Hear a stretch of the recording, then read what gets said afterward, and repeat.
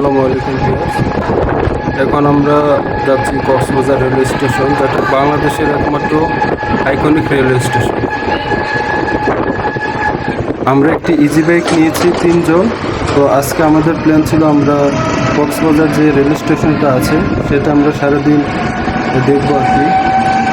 তো আমরা 3 জন অটোতে করে যাচ্ছি। দেখতে পাচ্ছি ওয়েদারটা অনেক ভালো ছিল। এই যে সামনে দেখতে পাচ্ছেন, এটা হচ্ছে রেল স্টেশনের যে দেখার যে মেইন দৃশ্য সেটা। এটার সামনে একটি বড় ঝিনুক আছে, ঝিনুকের মাঝখানে একটি মুক্তার মতো বসে রয়েছে আর কি। তো আমরা চলে আসলাম সেই রেল স্টেশনে। দেখতে পাচ্ছেন এখানকার পরিবেশটা অনেক পরিপাটি এবং গোছানো।